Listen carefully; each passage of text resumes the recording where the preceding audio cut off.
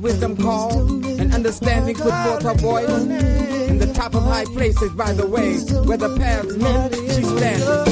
Beside the gates at the entry of the city, at the coming in at the doors, she cries aloud, unto you, O men, I call, and my voice is to the sons of men.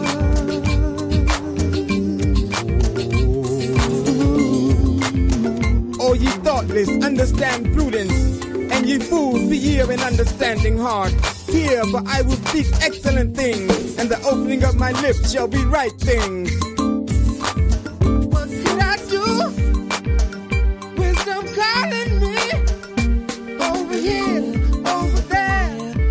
Seems like everywhere. In your heart, in the night, in your heart, ooh yeah. In the night, I just can't do without it.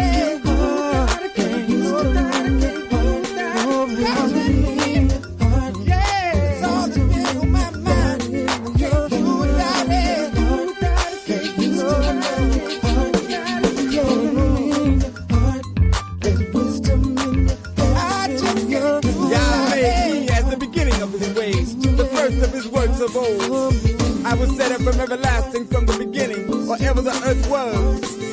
The fear of Yah is the beginning of wisdom, and the knowledge of the All-Holy is understanding. But by me thy days shall be multiplied, and the years of thy life shall be increased. That's all that's been on my mind. Can't do without it.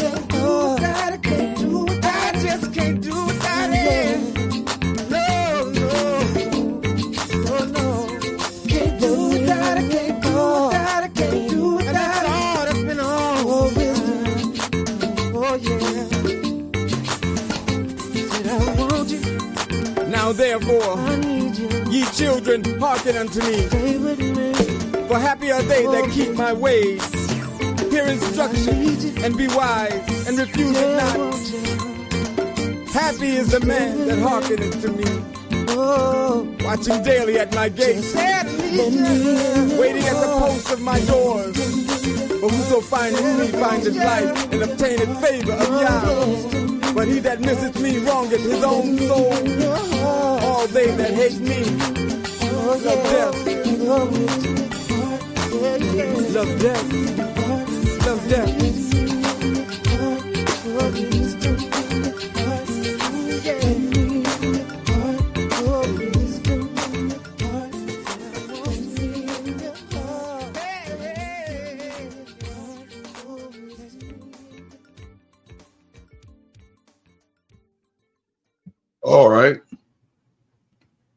All right. We are back. My name is Shamsuf Arif, and this is the Real Talk for Real People Studies, where we study our history. We study our Elohim, our God, not our enemies' gods, the God of Abraham, Isaac, and Yaakov. And we certainly get some perspective on our people and keep a pulse on our enemies to understand their modus operandi. And it hadn't changed by the looks of it. And the evidence speaks for itself in that regard. Brother Cartrell and I will bring these studies to your attention. My friend and brother, fellow elder in the council, will be bringing you these studies. Sister Nisanya, my Isha, is the administrator of the show. I suspect that young brother Yakanan and his beautiful Isha will be on also to share these studies with you. That being said, the lessons for the night and the second Maccabees, chapter 7. And also the closing chapter of the book of Amos, the prophet. Brother Cartier will bring those studies to you. The destruction of Israel. It looks by the evidence in this contemporary time and in ancient times. One and the same. Chapter 9 in the book of Amos, the prophet. After this, Brother Cartier will be proceeding on in the course of study. I don't know where he's headed, but I know it's going to be excellent and informative wherever he is. in these continuous studies. We are honored and humbly honored to bring to you each night, Monday through Friday, the word of the Elohim. I know that some of you have been socially engineered in our condition to believe exactly in our program, to believe exactly what your enemy says about who your God is, and certainly who you are. I suspect because of that, you are totally confused about everything. You're in the dark about everything. You don't know your Elohim. You certainly don't know how to treat your people. Turn on each local television station or nationally. You'll see how we mistreat, abuse, and dominate each other and sometimes kill one another because of lack of ignorance. No, not a lack of ignorance, a whole abundance of ignorance. Why? Because we don't study our history. Our book is not a religious book. It is a historical book about a people chosen by the Most High. They're a particular people. And it wasn't because we were better than any other nation. It's just that the Most High took affection upon us. That being said, just like you're born into your family, although your mother and father may treat you right, there are some duty bound and responsibilities that are coming upon you. Your mom and dad ain't gonna let you run around the house doing what you want to do, how you want to do it, when you want to. You're gonna get your butt. That's in case of our ancients, and certainly in case of this contemporary time, you're gonna get your butt. Not because of a lack of love, but because of a concern. And some of you may say, Yamsu, we're not in no captivity. Now, you may be lying to yourselves and or each other in that regard. And it may not be in the physical sense as we were imposed upon when we first arrived in these shores, in the physical sense of the word. But mentally, physically, and spiritually, we are captured. We are being socially engineered and conditioned, and we're being programmed every day by virtue of their television. Television. Yes, every day. That's why it's incumbent upon each of you to be your due diligence as far as your studies are concerned, as far as your history is concerned. As I said, they have told you, the enemy, that your studies are religious. No, your studies are not religious. Your studies are a study in your history with a relationship with I, Elohim, not Theos. And so because they believe in religion, they think everything is religious. Everything is not religion, because religion is a derivative of the Roman Catholic Church. We're not the Roman Catholic Church. We don't derive from that. And certainly these so-called religions, they derive from the Roman Catholic Church. Baptists, Presbyterian, you name it, I'll call it. They derive. We don't derive from anything other than our history and our relationship with the Most High. That's why we are a special people unto the Most High. We're not a religion. We are history. A history related to the God, the only God, of Abraham, Isaac, and Jacob, our ancient ones. Thus, it's incumbent upon us to read the so-called Old Testament, as they said. Ain't nothing old about the Most High Word. The Most High Word is always new. So I don't know where they get that old something from, but it's just to make a distinction and a contrast between that new stuff. See, we like I want a new Coca-Cola. I want a new teddy bear. I want a new bicycle. See, everything new for you ain't good for you. And certainly in the case of us as his people.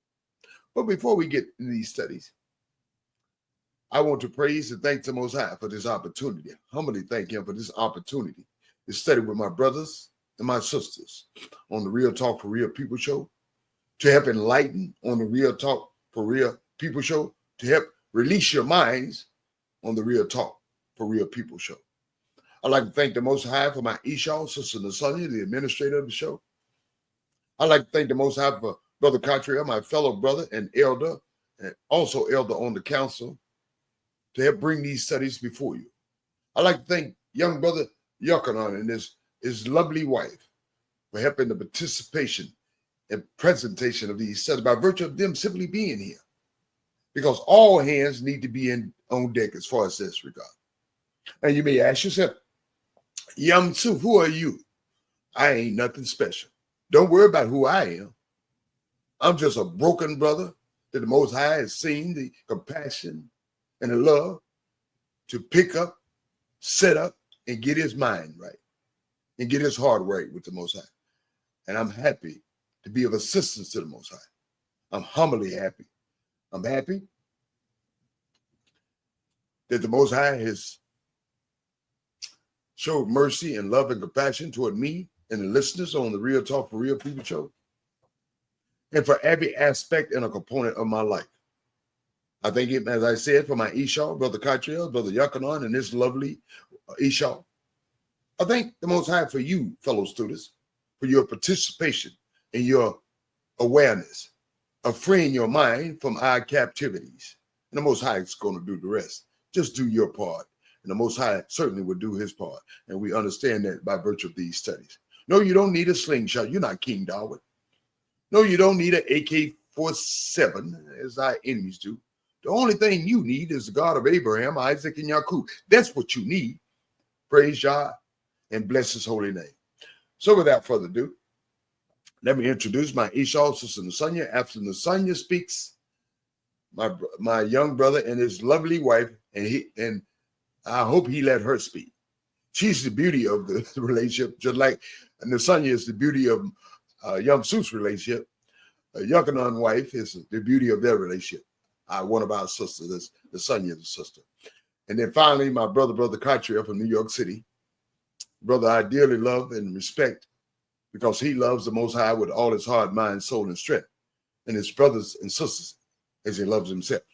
So without further ado, let me stop talking and let them introduce themselves to you. Nasanya, your mic is hot. Shalom, shalom, family. All praises to the Holy One of Israel. I'm so happy to be back. So blessed to be back. Let's get to the studies. Thank you, Esau. Thank you, Nasanya. Yuckanon, dear brother, and I hope your lovely wife is present. Your mics are hot. Shalom, shalom. I'm here. She's on the plantation. She'll be joining us shortly. You wrong for that. You wrong for that, Yuckanon. Stop it. We'll check in with Massa. Thank you, brother. Praise God. Thank you, brother. Brother Catriel, your mic is hot. Praise Yah. Shalom, shalom, family. Bless Yah, oh my soul, and all that's within me. Bless his holy name. All praise, honor, and glory to the Holy One in Yisrael, the Elohim of our fathers, Abraham, Yitzchak, and Yisrael. It's good to hear your voices. Shalom. May the Most High bless y'all. How y'all doing? We're doing rather well, brother. If I may speak for my Esau and me, and may we ask the same of your Esau and your family. Praise Yah. All is well. Praise Yah. Giving thanks. Hallelujah. Hallelujah. All right. Everybody's on board. If the Most High is willing, I'm certainly that he is. We're ready to begin our studies. Second book of Maccabees, chapter 7. I'm going to break it down for you as I go on during the course of these studies. Our brothers in ancient times. Now, it also happened that 7 brothers were arrested with their mother. Why? Simply for being Hebrew Israelites. The king, this Greek king, tried to force them to not eat it, just taste some pork. Put your mouth on this pork chop. Put your mouth on this bacon. Put your mouth on this pork bologna. Put your mouth on it. Just put your mouth on it. Which the law, our law, forbids. And how did he do that? By torturing them with whips and scourges. Verse 2. One of these brothers, one of them acting as spokesman for the others, said, "What are you trying to find out from us? We are prepared to die rather than to break the law of our ancestors." I certainly wish a whole lot of us like that in this contemporary time. We love that pork chop, pork bacon, pork. Verse 3, the king, this Greek king and his fury ordered pans and cauldrons to be heated over a fire. Set the fire, so to speak. Verse 4, as soon as these were red hot, this Greek king, he commanded that their spokesman should have his tongue cut out, his head scalped, just like Native Americans scalp people, and his extremities cut off, arms, legs, whatever. While the other brothers and his mothers, they're some cruel people. The Portuguese weren't just cruel. Everybody's been cruel to us. And they are cruel. Verse 5, these Greeks.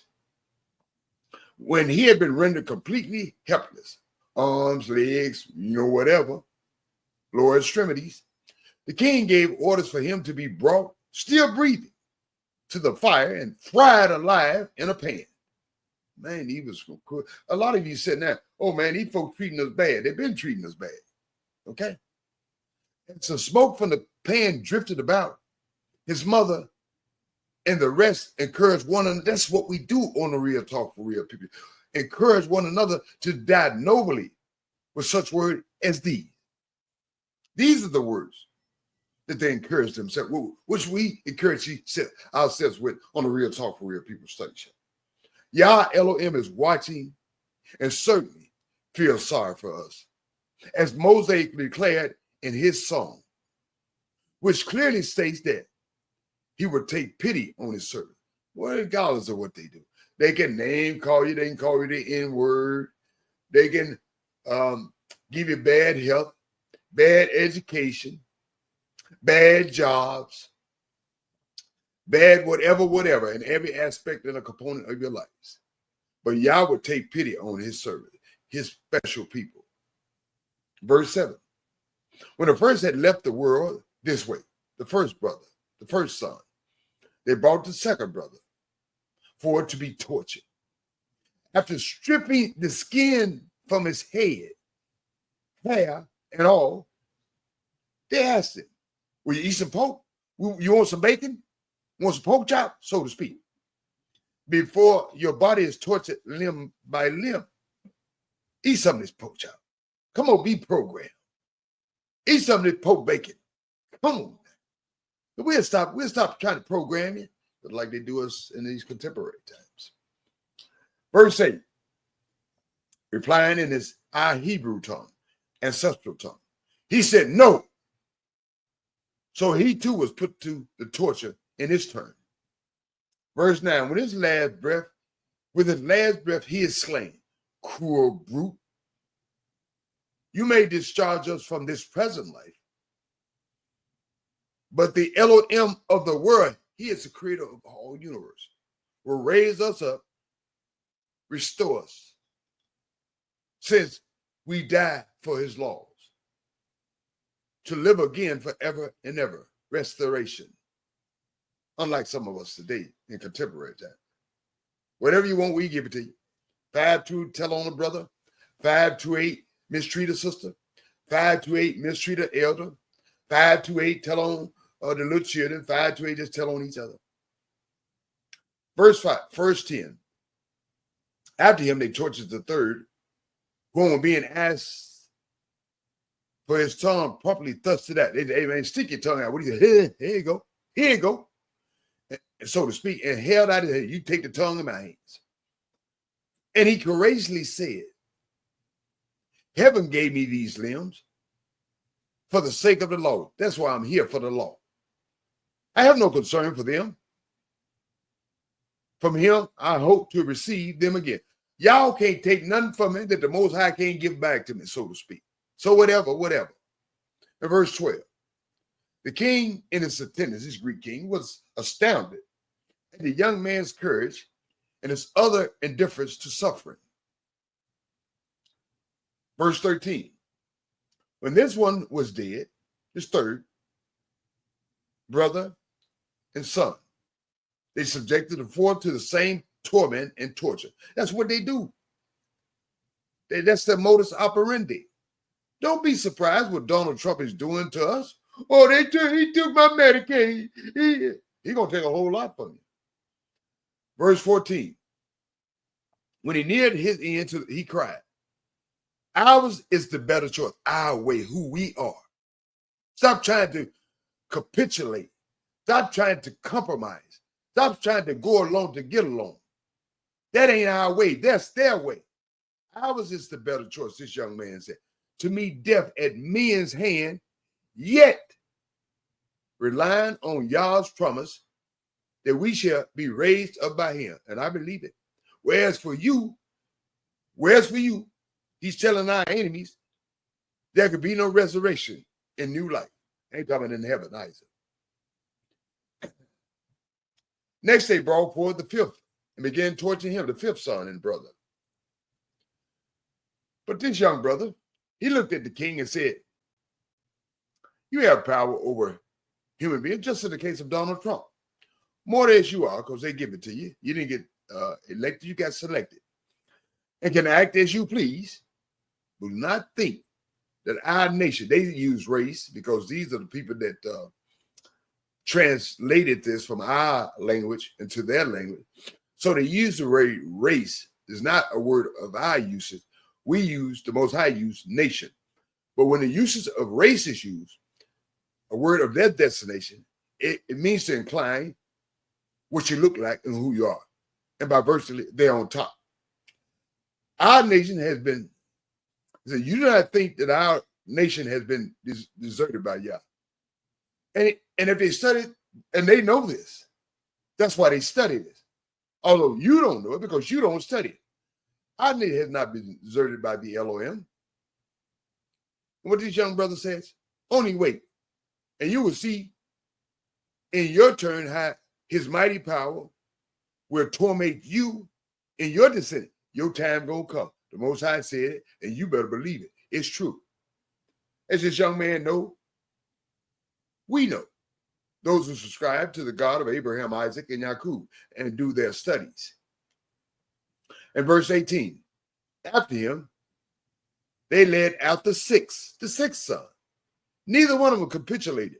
Even and now he is at the sixth son. And brother. And his dying word with these. You know what this young brother said? Do not delude yourself. We're suffering like this through our own fault. And certainly that is the case because obviously he studied the word of Yah. He know that we are outside the confines and the Most High turned his back on us because of the fact we had turned our back on the Most High. So he said, that's why we suffer. Because if we had stayed in formation with the Most High, we wouldn't be suffering. And a lot of people in this modern day captivity, they want to put the onus on universal race supremacy itself. No, the onus is on us. It lies at our feet. Why? Because we don't love the Most High with all our heart, mind, soul, and strength. And we don't love our brothers and sisters, as I said. And the evidence speaks for itself. Turn on your local news. You'll see how we treat one another. Having sinned against our Elohim. Hence, appalling things has befallen us, this young brother said. And certainly that is the case in contemporary time. But this young brother says in addition, but do not think you yourselves will go unpunished. And Yah has predicted that. Yah has announced that for attempting. And what are they doing? What are they doing? You know what the enemies of Yah are doing? They're attempting to make war on Yah. And those of you brothers and sisters want to go along to get along, want to capitulate, want to eat pork chop, pork sandwiches, poke. Well, what they're doing, they're making war on the Elohim. Your Elohim. The universe Elohim. In verse 20. But the mother. Look at a real Hebrew mother. Not a mother that go along to get along with any trash in a mess. Oh, go out there and sell some dope. Go out there and prostitute yourself. Make some money for the family. Go out there and just be any old trashy, old tacky, old terroristic kind of way toward one another. And sometimes kill one another. No, this is not that kind of mother. This mother was a mother that knew what side of bread was buttered on and what side of her son's bread was buttered on as far as the Most High is concerned. And here's her behavior. The mother was especially admirable and worthy of honorable remembrance. For she watched the death of 7 sons in the course of a single day and bravely endured it because of her hope in the Elohim. Praise Yah. Ooh, what a good sister. What a good woman to emulate. She set an example for the mothers in this contemporary society that has given our children over to every kind of horrible apostasy. This woman set the standard. Don't go along to get along. Don't capitulate. Don't let them have every aspect and control of your life. Yes, we are confined. Yes, we're confined in the inner prison system along the outer prison system. But nevertheless, what she's emulating, suggested, and inferring, study the Most High. Meditate on the Most High. Rely on the Most High. Love the Most High with all your heart, mind, soul, and strength, and your brothers and sisters as yourselves. That's what she's emulating. In verse 21. Indeed, she encouraged each of them in her our ancestral language, Hebrew. Not Spanish, not German, not French, not Roman, Latin, not Greek, but she connected them with us. And we need to learn to connect with our people by virtue of our tongues, instead of abusing, mistreating, and dominating, and sometimes killing one another by virtue of our tongues. Filled with noble conviction, this mother, she reinforced her womanly argument, and she did so with manly courage, saying to them, these Greeks, these Romans. In verse 22, I do not know how you appeared in my womb. No, she's not speaking to the Romans yet and the Greeks, but she's speaking to our sons, her sons, our sons. And with loving attention, I suspect. I do not know how you appeared in my womb. It was not I who endowed you with breath and life. I had not the shaping of every part. And Yah says that. I know you before your folks knew you. And so she submits to that. I do not know how you appear. I didn't make you. It was not I who endowed you with breath and life. She didn't give them no garbage. She gave them the truth. She gave them love. Love of the Most High and love of your people and love of yourself. Stop hating yourself. That's part of our problem now. We hate ourselves and anything that remotely looks like us. Because why? We have been socially engineered in our condition and programmed every day by virtue of their television.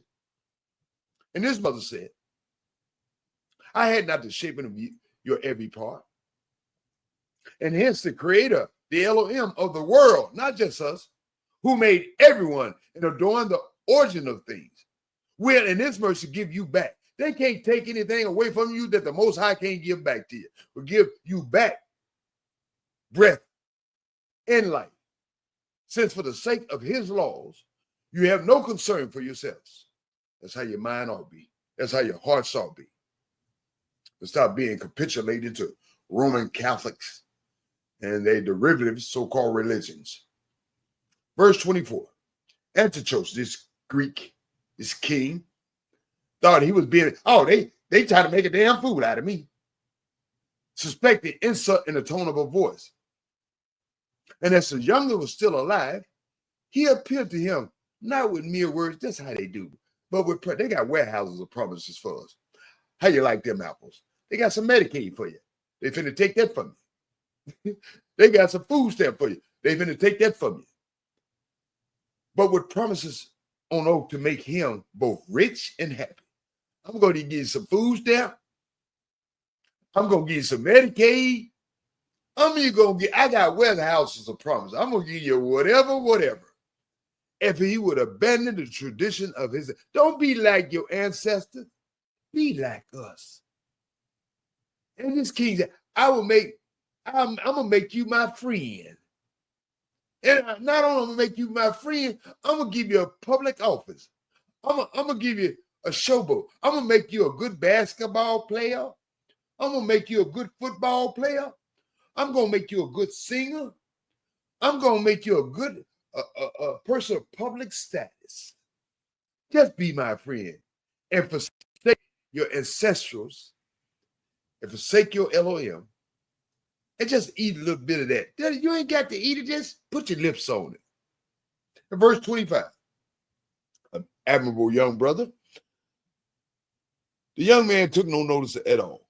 What he talking about? I ain't trying to hear none of that, so to speak. And so the king, this Greek, then appealed to the mother.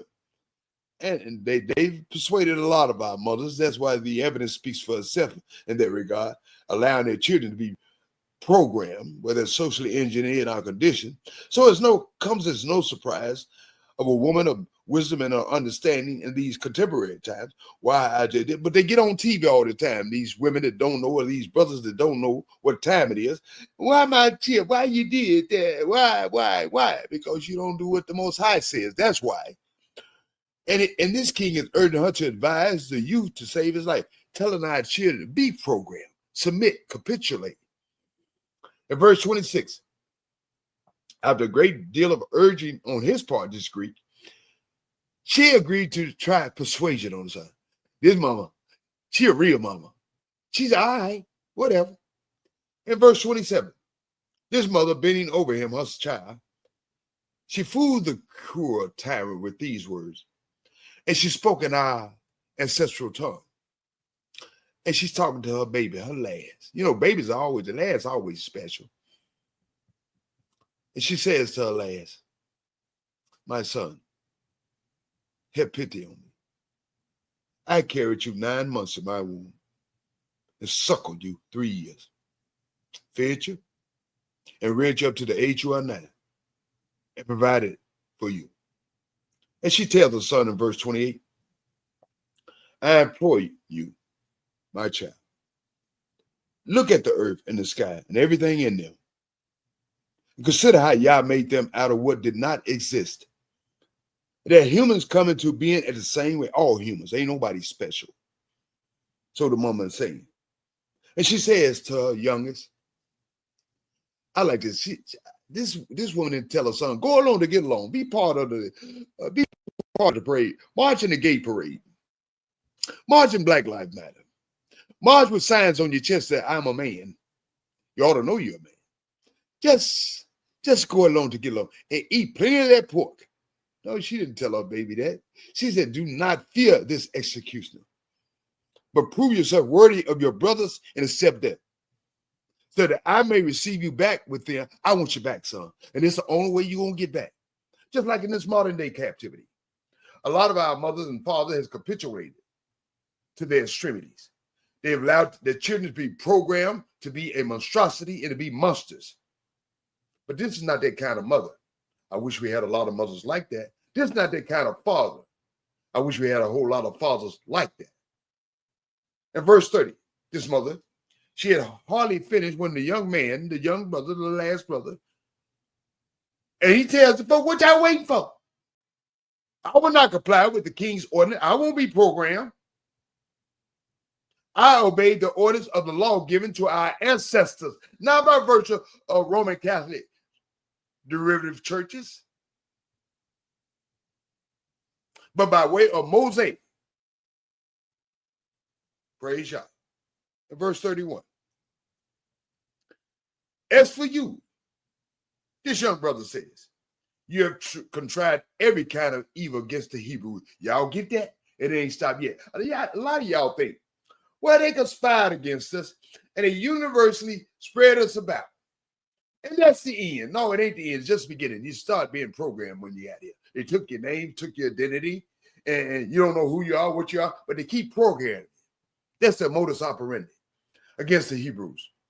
And this young brother was, because he meditated and loved the Most High with all his heart, mind, soul, and strength, and his brothers and sisters, as himself, I suspect.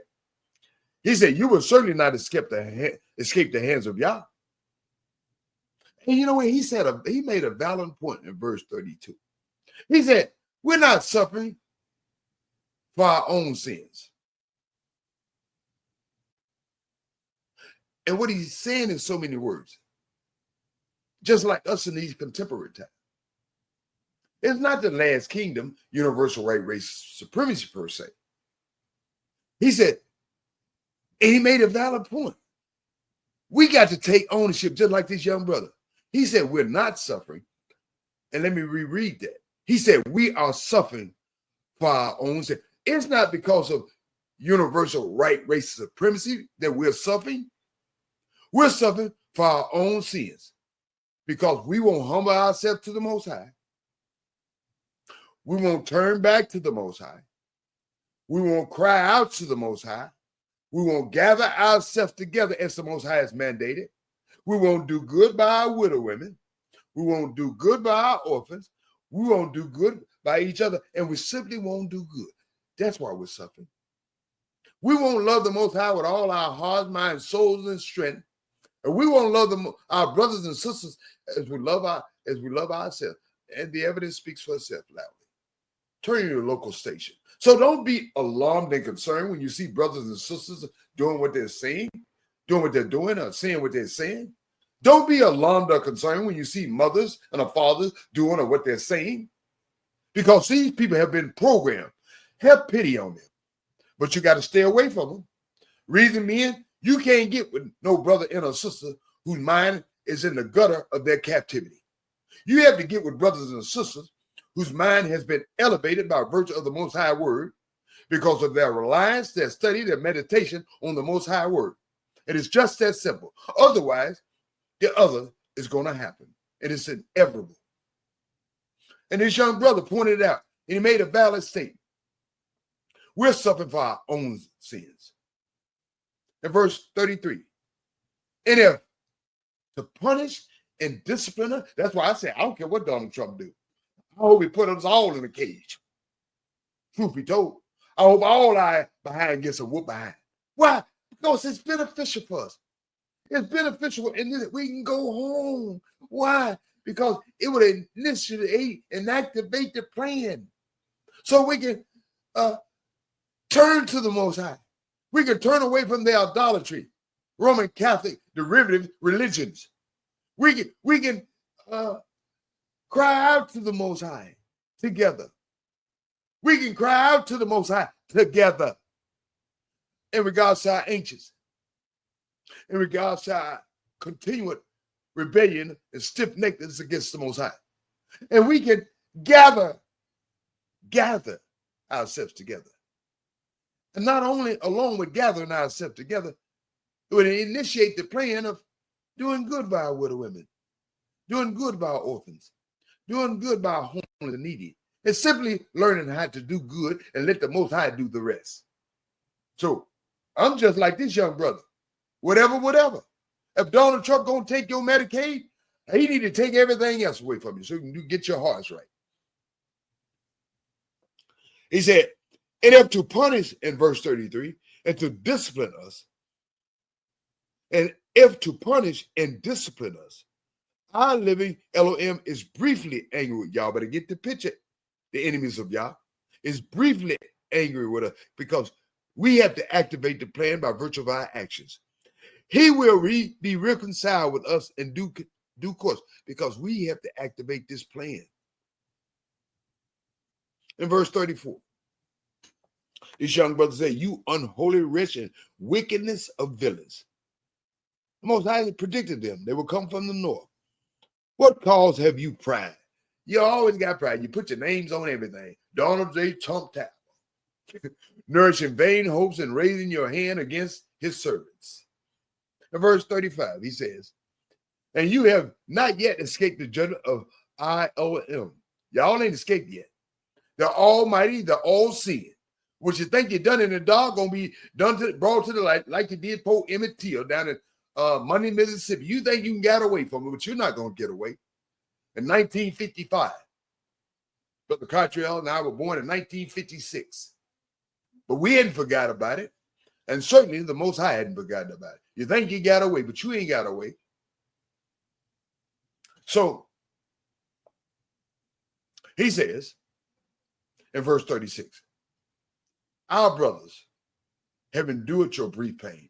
And certainly in this regard, as far as this contemporary captivity is concerned, for the sake of everlasting life. Now, not going to heaven, but having our souls restored for the Most High's sake and our bodies also. And having died for the covenant of Yah, which you, by Yah's judgment, will have to pay the just penalty for your arrogance. And yes, they're going to pay. In verse 37, this young brother says, I too, like my brothers, surrender my body and life. I ain't going to eat no pork chops. I ain't going to eat no pork bacon. A simple act. But he said, I ain't going to do it. Why? And like, for the laws of my ancestors, not your ancestors. Y'all always telling us, just go and forget about it. Why y'all always telling us, go and forget about it? But I see you marching in your Irish parades. I see you marching in your Italian parades. I see you marching in your Belgian parades. I see you marching in your Finnish parades. But for some innate reason, y'all always telling us, just go and forget about it. No, you best not forget about it. For the laws of our ancestors, begging Yah quickly to take pity on our nation. Praise Yah. Young brother, you got your heart right. Just like a lot of contemporary brothers and sisters and mamas and daddy in this contemporary time, albeit.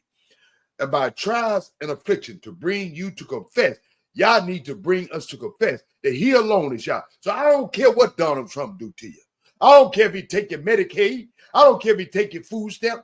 I don't care what he do to you. As long as the Most High, you get your hearts right with the Most High, and you get it right together, and you turn back to the Most High, and you cry out to the Most High, and you gather yourselves under the auspices of the Most High, and you learn to do good for your widows and your orphans and your people, and you simply learn to do. I don't care what Donald Trump do. Don't come crying to me. I hope he do a whole lot more to you.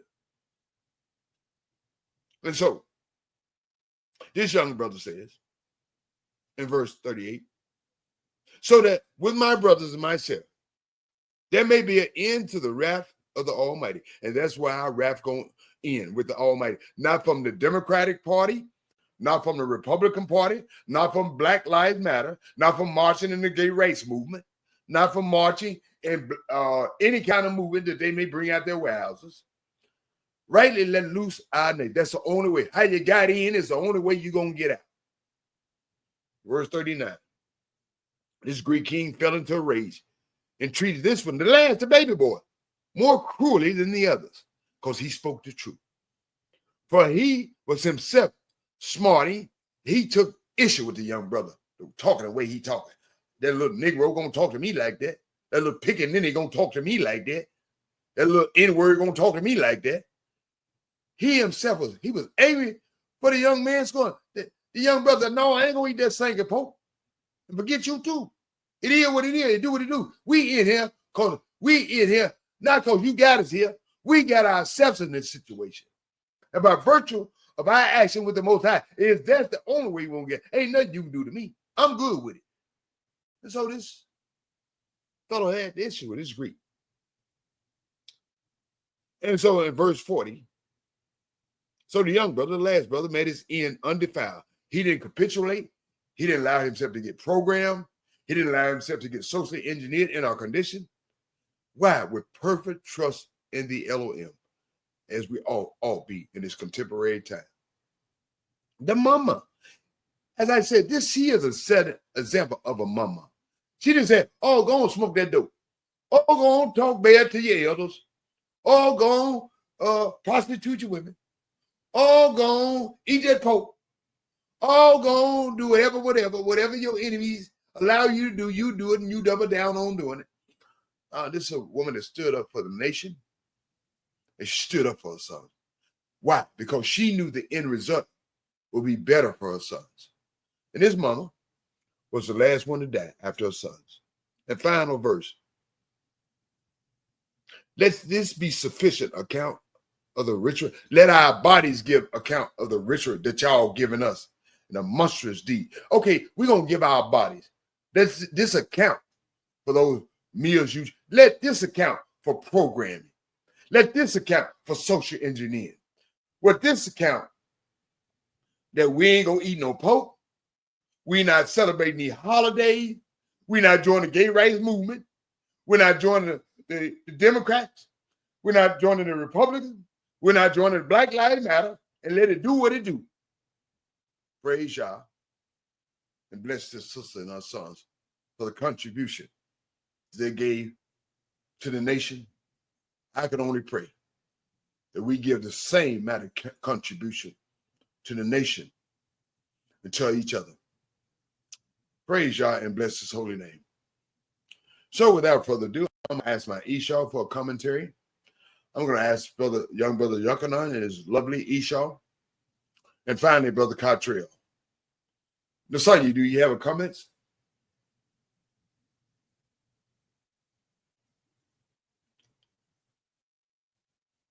Nasanya, hit your mic. Okay. All right. All right. I guess Nasanya. No, Shalom family. I'm sorry. I was taking care of some business. Husband, I apologize. I have no commentaries, guys. All praises.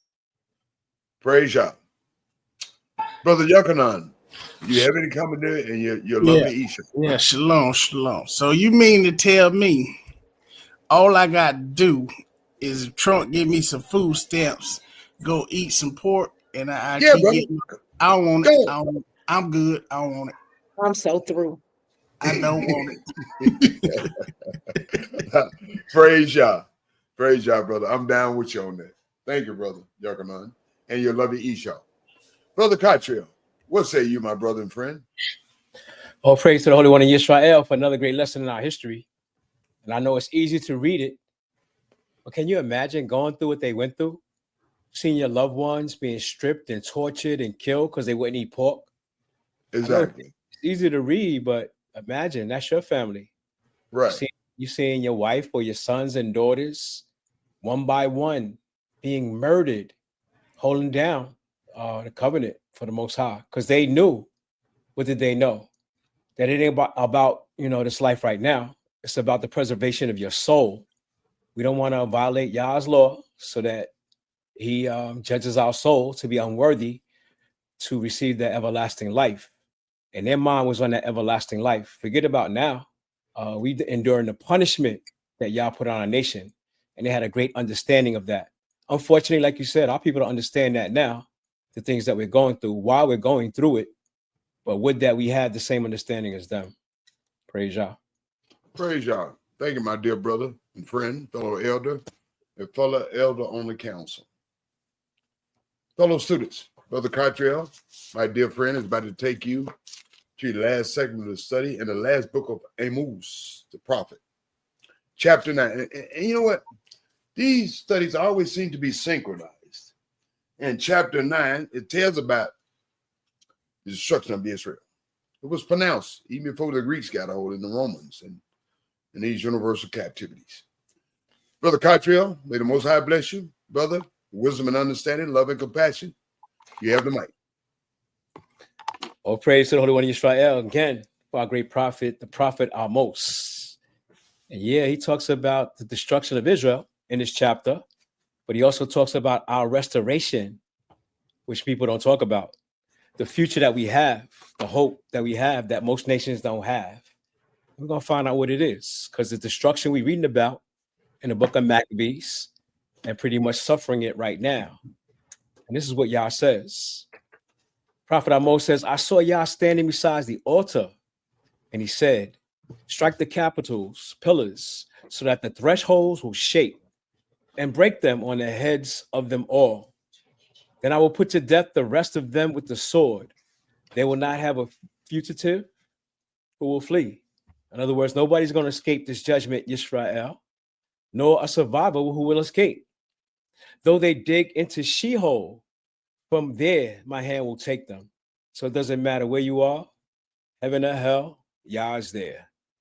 He said, for though they dig into Sheol, for there my hand will take them. I'm going to take you to Sheol. That's where you want to go. And though they ascend to heaven, from there I'll bring them down. Yeah, we got rocket ships going to Venus and Mars right now. And it's not out of the realm or reach of the Most High. And though they hide on the summit of Carmel, I will track them down and take them from there. And we definitely try to escape Yah's wrath, that's for sure. And though they hide themselves from my sight on the bottom of the sea, well, we have the capability of doing that. I command the serpent from there, and it will bite them. And though they go into captivity before their enemies, and here we find ourselves, from there I will command the sword, and it will kill them. And I will set my eyes against them for harm and not for good. So this is why we're going through the problems that we go through in America. We're in the land of our captivity, and Yah has unleashed the sword on us. Can we reverse that? Can we turn that around? Yah Elohim of hosts, the one who touches the land so that it quakes, and all those who live in it mourn. And all of it rises up like the Nile and subdues like the Nile of Mizraim. the one who builds his upper chambers in the heavens, more than one heaven. And what are the chambers that we're talking about here in the heavens? He has founded his vault dome over the earth. Did he just say there was a dome over the earth? He who calls for the waters of the sea and pours them out on the face of the earth. Yah is his name. You are not as the sons. Are you not as the sons of Ethiopia or Cush to me? Are you not as the sons of Cush to me? Wow, that's a tremendous statement, meaning that Cushites or Ethiopians were precious in Yah's sight. Are you not as the sons of Cush to me, you sons of Yisrael, declares Yah? Have I not brought up Yisrael from the land of Mizraim, and the Philistines of Kaphtor, and the Armenians of Ker? Behold, the eyes of Yah Elohim are on the sinful kingdom. What sinful kingdom? He's talking about Israel right now, because our ancient fathers were highly sinful. The idolatry, the child sacrifice, defiling Yah's law while they had the kingdom, way before the Maccabee time. Yah says, I will eliminate them. I will eliminate them. I will eliminate it from the face of the earth. Excuse me. He's talking about the kingdom of Israel, which he did. Nevertheless, I will not totally eliminate the house of Yaquo, declares Yah. For behold, I am commanding, and I will shake the house of Israel among all nations. Okay. That's where we are now. We're among all the nations, and Yah said he's going to shake us as grain is shaken in a sheaf, meaning that he's trying to sift out, make a distinction between those who's going to serve him and those who continue to remain rebellious and defiant, which got us in the situation in the first place. But not a pebble will fall to the ground. He's going to save everyone that is righteous, willing, and part of that remnant. He says, all the sinners of my people will die by the sword. That's a fair warning to our people, because we can read it, we can study it, we can meditate on it. And Yah's warning us that if we keep sinning, doing the ways of our fathers, doing the ways of the nation, we're going to die and we're going to fall by the sword. Those who say the catastrophe will not overtake or confront us. Yeah, they're so comfortable in Babylon, they don't think that this judgment is coming, but it is, rest assured. It goes on to say, on that day, I will raise up the fallen shelter of King David and wall up its grass and wall up its gaps. I will also raise up its ruins and rebuild it as in the days of old. And we're not talking about the temple. We're talking about the house of King David, so that they may possess the remnant of Edom, our brothers, our cousins, and all the nations who are called by my name, declares Yah, who does this. And maybe he's talking about all the descendants of Abraham, all the Hebrew nations, Ishmaelites, Edomites. There's other Hebrews that are nations besides the nation of Israel, and they are called by Yah's name because they are Hebrew. And maybe even the Gentile nations who submit to Yah's will be called by his name. Yah says, behold, days are coming, declares Yah, when the plowman will overtake the reaper, and the one who treads grapes will overtake him who sows the seed. In other words, Yah's going to bless the earth with abundance. While the person is planting the seed, somebody's already harvesting it. That's incredible. When the mountains will drip grape juice and all the hills will come apart, I also will restore the fortunes of my people, Yisrael. We ain't worried about reparations or anything that Babylon has to give us. The fortunes that belong to us as an inheritance, Yah is going to restore them to us. So that we don't need anything that Babylon is giving us right now. So our trust should be in Yah, just like the brothers that we just read about in the chapter of the book of Maccabees, because Yah said he will provide for us. He's going to restore everything that we lost, the fortunes of my people. And they will rebuild the desolate cities and live in them. They will also plant vineyards and drink their wine and make gardens and eat their fruit. We praying for that day, because my son was just bitching about the fruit that we got to eat these days. He's talking about, back in the days, the juicy fruit that we used to eat when we were children don't compare to what we're eating today. And it's a shame because they don't really taste fruit like it should be tasting. But Yah's going to bring it back. And when we put our hands on the earth is going to yield the strength. And I'm sure it's going to be the best tasting fruit that we've ever planted or tasted. Yah says, I will also plant them in their own land. Praise Yah. Because ain't no place like home. And unfortunately, we've never been home. And they will not be uprooted again from their land. Praise Yah. Which I have given them. We didn't take it for ourselves. This is a gift from Yah that he's given to our nation. Unfortunately, at present time, we got people fighting and dying over a land that doesn't even belong to them. It belongs to us. And unfortunately, we don't even think about our land. We're thinking about property here in America. Okay. Y'all say you're going to plant us back in our land, and we're never going to be uprooted ever again. So this is our future. This is our hope. This is what Yah, our Elohim, says. All praise to the Holy One Yisrael for his word endures forever. And we thank him for his promises towards us. Praise Yah. Praise Yah. Thank you, brother, my dear brother and friend. I'd like to lamb on what Brother Cottrell said in the commentary. And I'd like Nasanya to make her commentary, then Brother Yochanan, this lovely Esau, to make their commentary. What I would like to say in this regard, after the flood, there were 3 sons of Noah left. There was Ham, Shem, and Japheth. There's a modern statement that some use today, being anti-Semitic. I don't know what that means. Reason being, Shem was the father of many nations. They are Shemitic. So in regards to some people saying anti-Semitic, does not ring a bell for me. It should ring a bell for you. There are many nations that are Shemitic. Praise Yah and bless his holy name. Sister Nasanya, my Esau, you have the mic. All praises. I wanted to make, I was kind of busy when we first taking a call, an important phone call. But on the second Maccabees, when you read that, when thing came to my head about the 7 sons and the mother, I just could see a mother's love.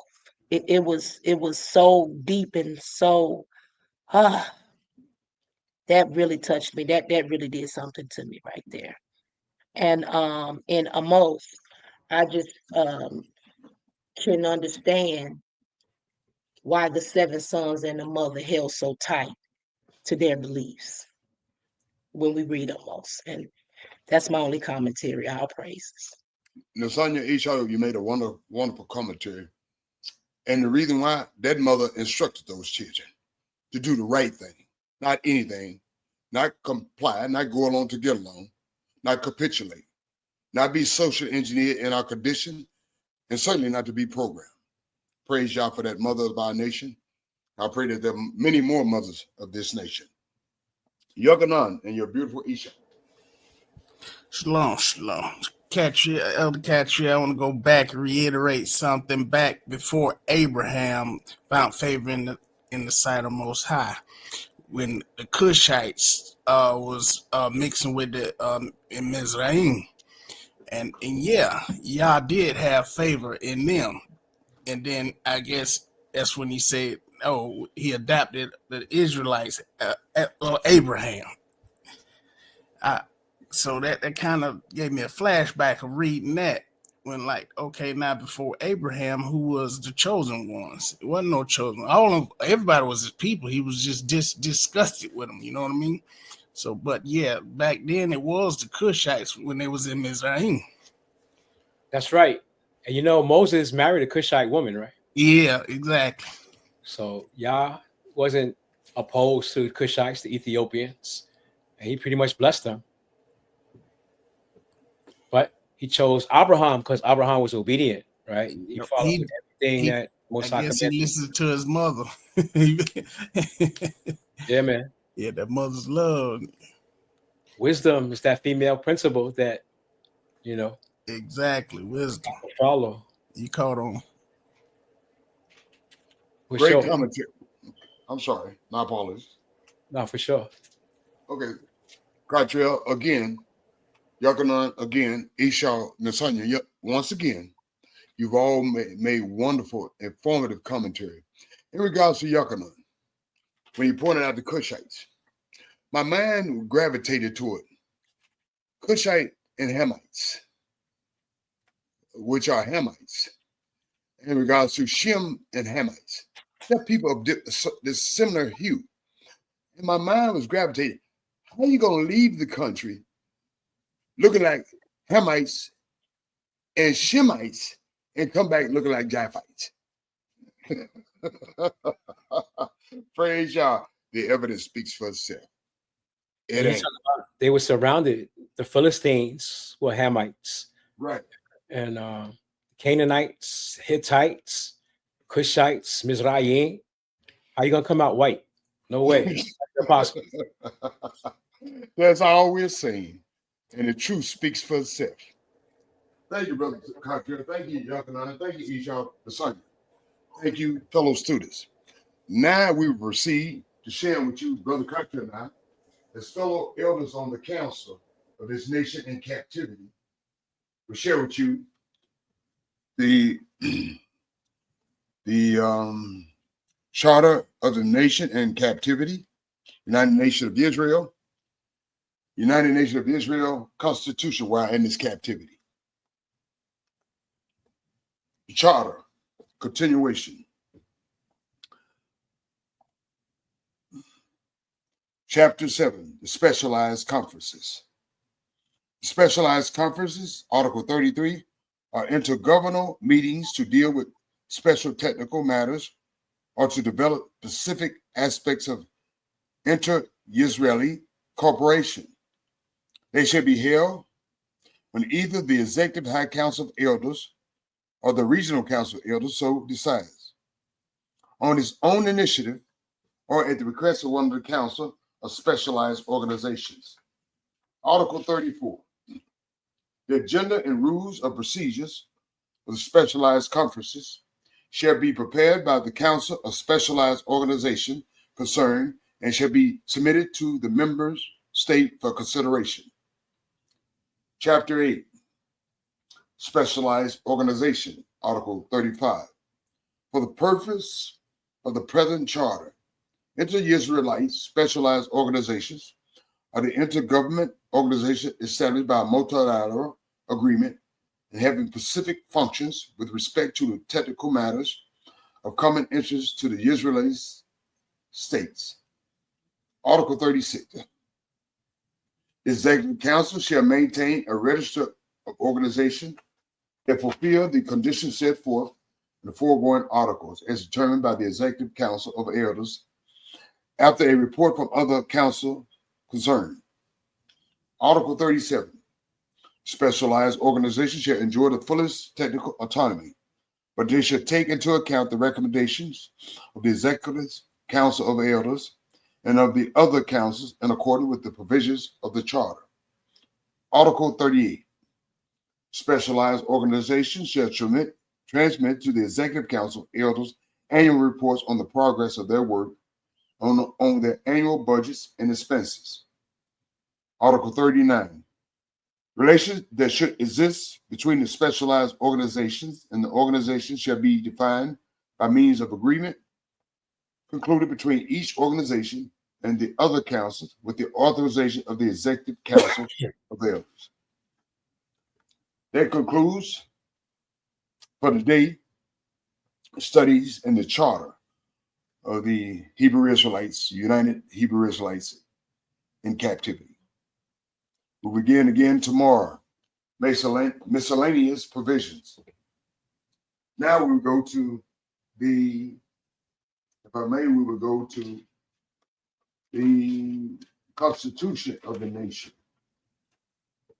while we are in this council, while we are in this captivity. I stand corrected. Local self-government, Article 39. The right to self-governance shall be guaranteed to all citizens who dwell in intertransnational status, captivity, virtually, residing within the boundaries of foreign nations, but shall subordinate the Torah and common law ordinances. They shall possess sovereign immunity within the specification of the laws and statutes of the nation within which they reside. National and ethnic groups, Article 4, exercise of right. Special rights granted to members of the nation and ethnic groups shall not be exercised if they are in contradiction. Listen to me. You can't do what you want to do, how you want to do it, when you want. There's rules to govern everything and everyone. Our enemies got rules for us.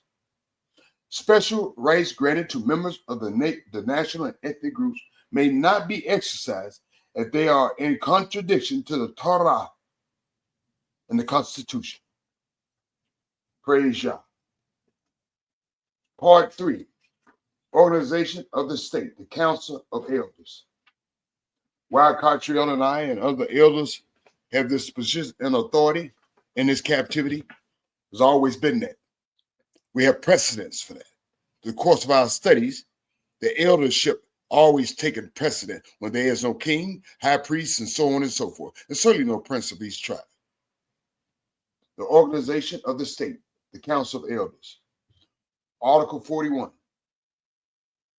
The Council of Elders shall consist of judges, officers appointed by the council on the basis of general and equitable Torah standards. Amendments specifying the overall structure of the seat and general distribution of judges are forthcoming. Independent of deputies. Every judge, Article 42, every judge shall decide and vote according to the understanding of the Torah, not their own opinion. Article 43, immunity. All councils, elder members, and judges shall enjoy sovereign immunity. Judges shall not be called to account for opinion expressed or vote cast in the Council of Elders. Article 44, sessions. The Council of Elders shall sit in regular and extraordinary sessions. Regular session of the Council of Elders shall be convened 2 times a year, in accordance with the rules of procedures of the Council of the Elders. The first regular session shall be on the first working day after the last feast day. The second session shall convene on the beginning of the first feast day. Article 45, decision making. The Council of Elders shall decide if the session is attended by more than 1/2 of the total number of judges, and the decision shall be made by a majority vote of judges in attendance. Council of Elders Leadership, Article 46. Executive Council of Elders shall have no head. There ain't no king elder. There ain't no wannabe elder. There ain't no, I'm gonna conform all y'all to my way of thinking. The executive elder shall have no head. There's no leaders in eldership. The council will consist of an odd number of judges and counted for the purpose of equitable decision making. That concludes for the night studies in the nation, its constitution, while we are in captivity. Praise Yah and bless his holy name. It's been a humble honor for Yom Suf, and I imagine Brother Cottrell, to bring to you our studies and to bring to you Yah's word as far as the charter is concerned while in captivity, and the constitution of the nation while in captivity. I expect and suspect it's been also an additional honor for my Esau, the son, to administrate the show. Brother Yochanan and his lovely Esau to help contribute to the conversation of these studies. We're humbly honored all together for the best interest, not of ourselves, for financial gains and our personal acknowledgement. We do this for one reason, because we love the Most High with all our heart, mind, souls, and strength, and our brothers and sisters as we love ourselves. And finally, in closing, and I will ask the Sonia to make her commentaries after I made mine, Brother Yochanan and his lovely Esau to make their commentaries, my dear friend and brother, from New York City, Brother Cottrell, to make his commentaries and comments. I simply want to say, as I said previously, it's been an honor and duty for us to bring to you Yah's word. We're humbly gratified that you received the Most High word and you learn to love the Most High with all your heart, mind, souls, and strength, and your brothers and sisters as yourself, because the evidence speaks for itself. We don't. We've done our due diligence and moral obligation. Now it's incumbent upon you to do something, which is study the Most High word, meditate on the Most High word, rely on the Most High word, trust in the Most High word, and let no other word become before the Most High word. And you know what? The Most High word is going to work in spite of us, irregardless of us. But individually speaking, it will be much more beneficial for you if you utilize it, if you activate it. The Most High word works for you individually if you work it. Praise Yah and bless his holy name. Nasanya, my Esau, you have the mic. All praises. I just want to say all praises and hope to see everybody tomorrow. Good night, everybody. Praise Yah. Yochanan and your lovely Esau, you have the mic. Shalom, family. I got in. I didn't get to hear everything tonight, but what I listen every night, and I've been excited to hear different scriptures and hear the stories. As a child, I grew up Southern Baptist, so I was really rebellious because I just couldn't understand why I needed to, do all this. It was more like I had to get dressed and I had to wear stockings and I had to do all this and I had to look a certain way. But then I was being told, it comes from your heart. And I rebelled because I kept saying, well, who did my ancestors pray to? Who made them strong? Who made them the way they were? Who gave us the purest DNA? And I just couldn't believe that it was a white Jesus that did that. Hallelujah. I never understood it. So every time I got asked questions, they would get in a circle and tell me I was demonic and I was blaspheming God, because I just kept saying, well, who did my ancestors pray to? And nobody could never give me an answer. They just said I better not question God. I was going to go to hell. So it wasn't until I was 44 when I met Yochanan, and all the answers to the questions that I've been asked in most of my life, they were answered. So I knew I wasn't crazy. People, they try to say, oh, I was a witch or I did voodoo and stuff like that. But no, I was just seeking the Most High. And now I know who he is. And my desire, even though I have I have been part of the problem. I like to do what everybody else do. I like Louis Vuitton and I like Gucci. I'm not going to sit here and pretend like I don't. I don't always dress modest, and I know these are the things I'm supposed to be doing because I have daughters.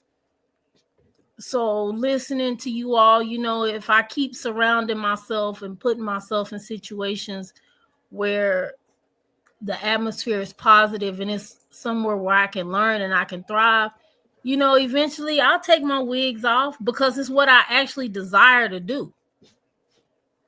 Donald Trump will save you if you do what he say.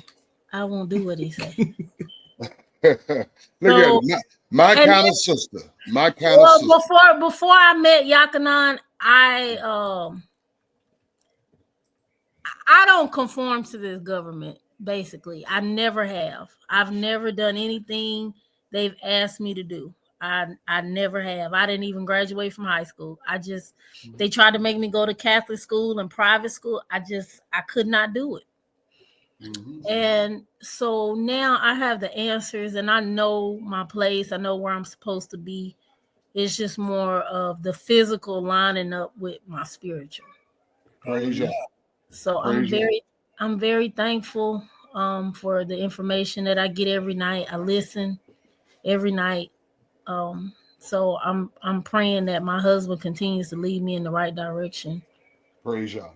Um, Sister, I just want to say for the nation and for your added contribution to this nation. Your respected and honored contribution to this nation. Your respected and honored contribution to the Real Talk for Real People show. Praise y'all. Hallelujah. Hallelujah.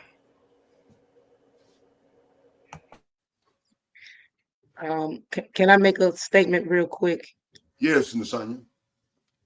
When I was listening to her story, it really resonated with myself. Um, I I grew up in Illinois, Midwestern girl. And my daddy, all my life, I've been told that I was a Hebrew Israel. All my life. My daddy would point his finger in my face, say, April, you Hebrew Israel, you're Israel. And even though I knew that, I was told that, I rebelled as well because living in this world and seeing other things happen, you don't celebrate the Christmas, but I used to ask my dad, now why we not celebrate? Why can I get gifts? And um it was a lot of things that I didn't understand, that I did rebel against, and my father was a conscious Hebrew Israelite. So I think that it's more so a lot of living over here in this captivity in this world, in this Western world, and that we, as young children, the things that they show us is like so glamorous, so big, and that's what we want to see, even though that we're being taught something else. So I was just kind of resonating with her story as well. So I grew up as a conscious Hebrew Israelite, and I still rebelled some as well. So all praises. All praises. Thank you, Eshawn. Thank you. You're a wonderful contribution to me. You're a wonderful contribution to the nation. And you're certainly a wonderful contribution to the Real Talk for Real People Study Show. Praise y'all. Yakanan. Shalom, shalom. I'm lost for words. They got me in tears. I'm the sensitive one. I'm almost in tears. Oh, yo, you gonna make me cry. I'm emotional wreck too. Don't do it, y'all. I'm proud of my baby. It takes guts to let it go and let y'all grab it. Yakanan, let me say something, brother. Yakanan, let me say something, brother. Our King Dawood cried. There's nothing wrong with a man crying for the right reason. Praise y'all. Hallelujah. Well, Yakanan, if that it, and stop blubbering over there. I love you. We love you. Country, I love you. The son, you love you. Your Esau love you. You got love around here, brother. Stop it. You gonna have me crying over. You don't want to see Yum Sue cry, do you? I love you too. All right, brother. Thank you, Yakanan. We love you and your Esau. We love this nation. Brother Cottrell, your closing remarks and comments. All praise to the Holy One of Israel. I didn't know Yam Suf was capable of crying. Now you over there, Cottrell. You over. Military warrior that he is. Okay. We all shed some tears, and it's heartwarming to hear the journey of my sister, because it only validates Yah's word that when you seek me, you'll find me. And the fact that Yakana had the answers for her and she's satisfied that her questions were answered shows that the Most High is real. And I thank him for him being real with us, his promises towards us, his word towards us, and may the words and the meditations of our heart be acceptable to him, our rock, our redeemer. May they continue to heal our people and lift our people so that he could be glorified in all the earth, in all creation. Because it's on him, it's on Yah, it's about Yah. And we want to glorify him. So we thank him, praise him, honor him, even for this platform to help get his word out. Praise Yah. Praise Yah. We love y'all. Shalom. Oh, not yet, not yet, not yet. I'm gonna play y'all a lovely song. Like that sister exuded Yakanan's wife and my wife. We need our wives. They're music to our ears. Let me share this song with all of you by virtue of our wives. Praise Yah.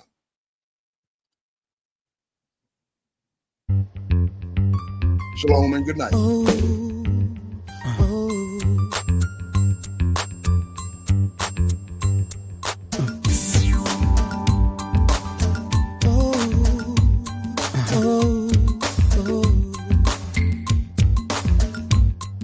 Somebody calling my name.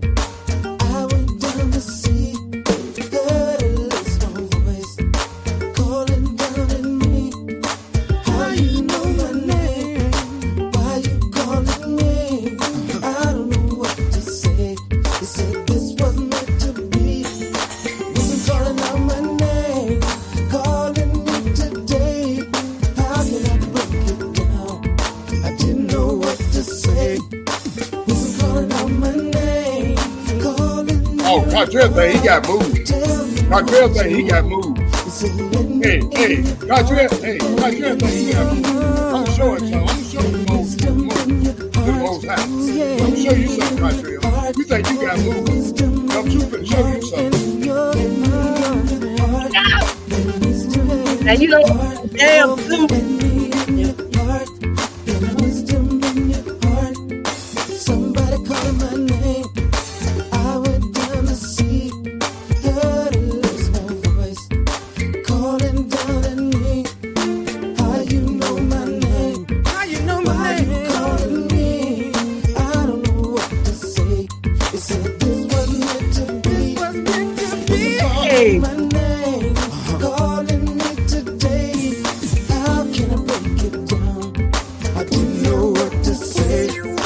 They calling out my name, calling near and far. Tell me what you want. You said let me in your heart. In your heart, and wisdom in your heart. Ooh yeah, let me in your heart. And wisdom in your heart. In your heart, and wisdom in your heart. Oh, let me in your heart. And wisdom in your heart. In your heart, and wisdom in your heart. Ooh yeah, let me in your heart. And wisdom in your heart. In your heart, ooh yeah, wisdom in your heart. Oh, let me in your heart. And wisdom in your heart. Let me in your heart. And wisdom in your heart. Wisdom, let me in your heart. And wisdom in your heart. Call your name. Does not wisdom call and understanding put forth her voice? In the top of high places, by the way, where the paths met, she stands. Beside the gates at the entry of the city, at the coming in at the doors, she cries aloud, unto you, O men, I call, and my voice to the sons of men.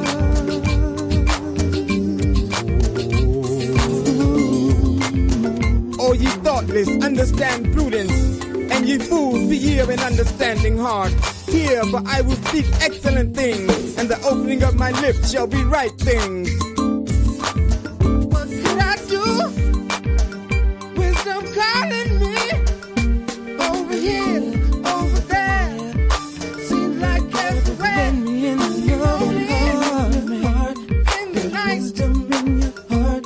Ooh yeah, in the night, wisdom in your heart. I just can't do without it. I can't do without it. Yeah, it's all the way on my mind. Can't do without it. Can't do without it. I just can't do without it. Yah made me as the beginning of his ways, the first of his works of old. I was set up from everlasting from the beginning, or ever the earth was.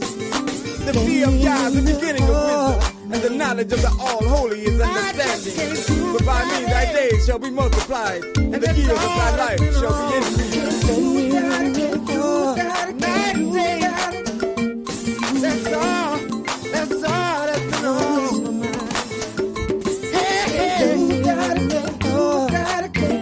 I just can't do without it. No, can't do without it. Can't do without it. That's all that's been on. Oh yeah. Said I want you. Now therefore, I need you. Ye children, hearken unto me. For happy are they that keep my ways. Hear instruction and be wise and refuse it not. Happy is the man that hearkeneth to me. Watching daily at my gates, waiting at the posts of my doors. For whoso findeth me findeth life and obtaineth favor of Yah. But he that misseth me wrongeth his own soul. All they that hate me love death. Love death. Love death.